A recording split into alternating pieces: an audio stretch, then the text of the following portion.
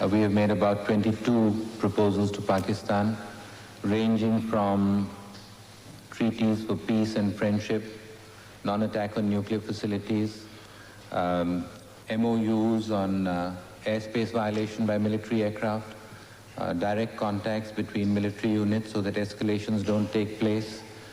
On the economic side, slowly opening up to both countries. On the cultural side, exchanges of media, singers, dancers, troops, a very wide range of things that have been suggested. But one must remember that it is not suggestions and words that count. Today, Pakistan is demonstrating very clearly two things: its intentions with a nuclear weapon program and its support to terrorists. Pakistan today is perhaps the largest supporter of terrorism on the globe. And it is that what makes the difference.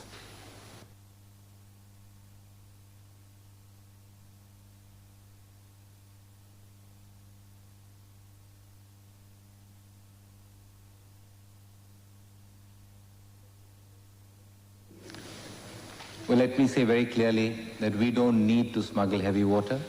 And let me also make it very clear that heavy water does not make bombs. I think this should be understood very clearly. With the Prime Minister of Democratic Pakistan last time in Kathmandu,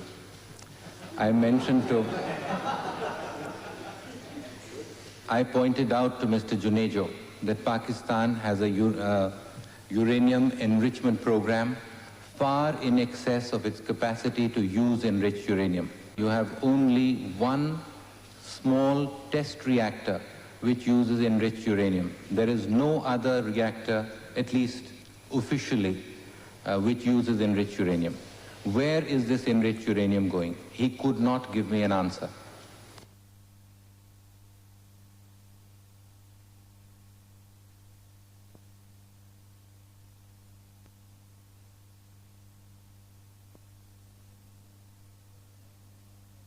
If you remember, a hijacker hijacked an Indian aircraft to Pakistan.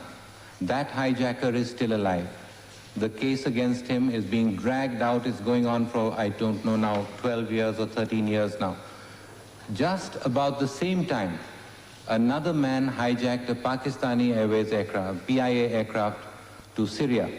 That man has had a death sentence and has died. And when we ask for equal treatment to two hijackers, is not given. We have given a list, a detailed list of training camps, of people who are carrying out the training, the type of training that's being carried out in the camps. We've given maps of where the camps are. We've given a list of incidents on our border, and a majority of incidents take place within 200 meters to 1200 meters of the Pakistani border. I can go on, I can give a very long list. Nobody has accused us of interfering in the Sindh. If we wanted to interfere in the Sindh, we could easily. We are not interfering in Sindh.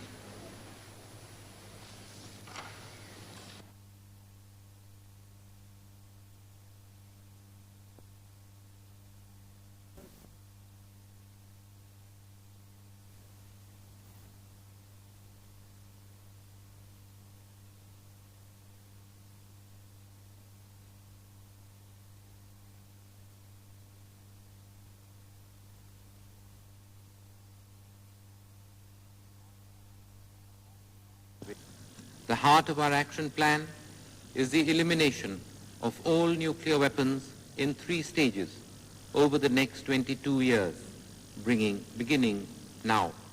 We put this plan to the United Nations as a program to be launched at once.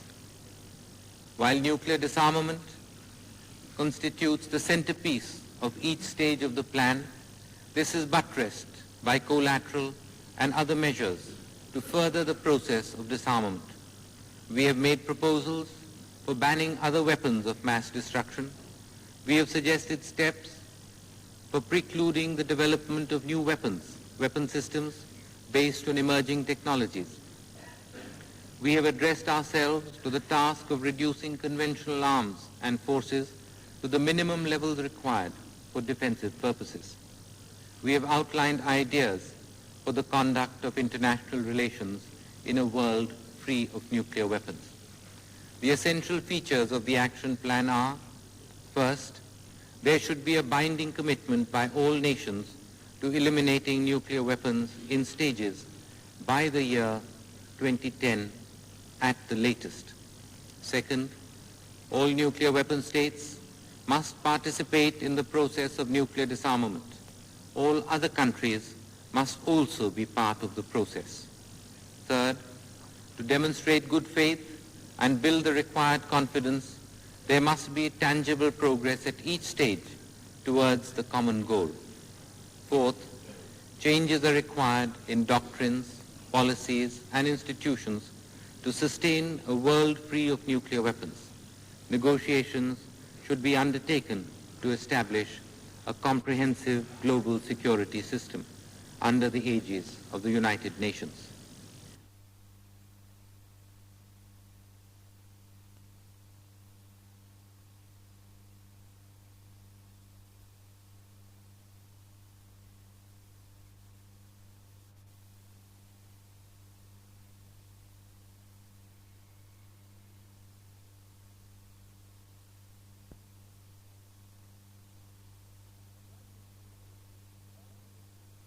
The Prime Minister's presentation of the three-stage action plan on the elimination of all nuclear weapons is arguably the most comprehensive and the best ever presented by any nation at the United Nations.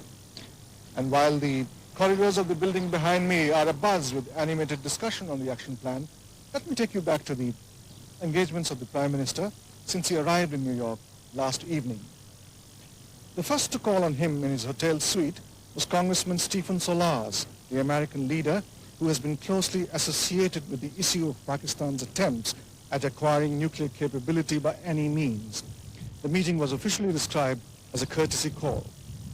The second caller was President Najib of Afghanistan, and the two leaders expressed deep concern over Pakistan's serious violation of the Geneva Accords from its territories.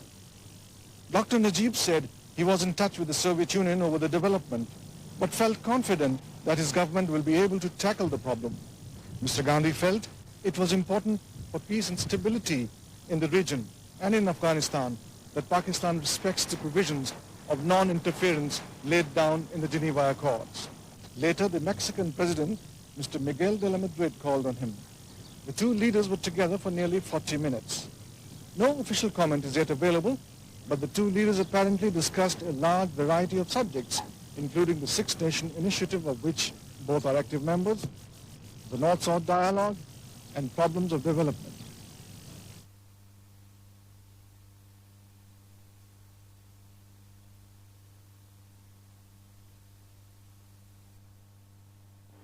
Mr. Prime Minister, I think you have done a wonderful job with the Indian economy, liberalizing the industries, foreign investments, and technology. However, most people feel that your policies have helped more the affluent, the rich ones, the upper class consumers, and not the more than 80% of the poor in India. Our main thrust has been on much more substantial development, and that is where we are concentrating now. Our anti-poverty programs have been increased to levels where they had never been before. We are now spending 2 billion rupees a year on anti-poverty programs. We've never been at that level before. On health, on education, nobody has put in the efforts that we have. We've launched special technology missions in socio-economic problem areas, what we call societal missions. So our concentration is in these areas. Unfortunately, these areas are very serious areas, and they're not the sort of fashionable flash areas that people like to talk about or perhaps report about. The Golden Temple complex will not become a fort and a shelter for the terrorists every few years. Is anything being done so that it may be cleaned once and for all, sir? A number of things. We've passed a number of ordinances which specifically put the responsibility onto the management. We are also cleaning up the periphery, the surrounding areas, so that it cannot happen.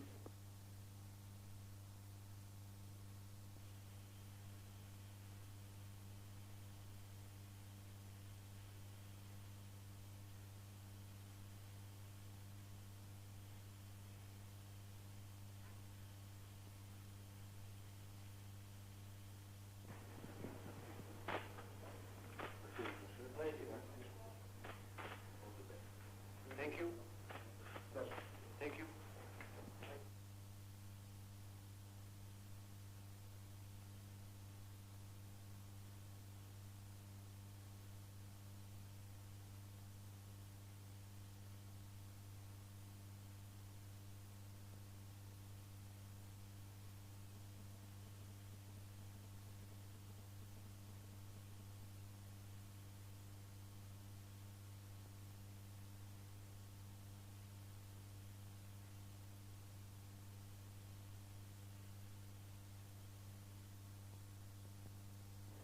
Mr. Prime Minister, I think you have done a wonderful job with the Indian economy, liberalizing the industries, foreign investments, and technology.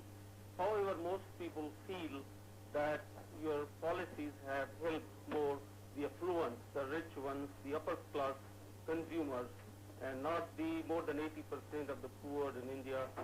Our main thrust has been on much more substantial development, and that is where we are concentrating now.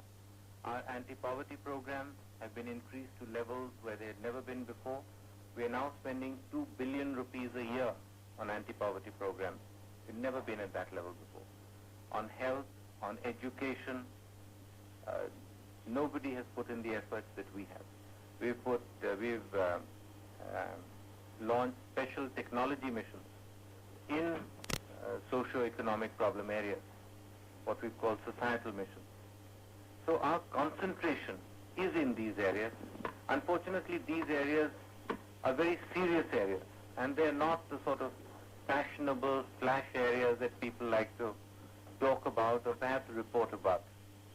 The Golden Temple complex will not become a fort and a shelter for the terrorists every few years. Is anything being done so that it may be cleaned once and for all, sir? A number of things. We've passed a number of ordinances which specifically put the responsibility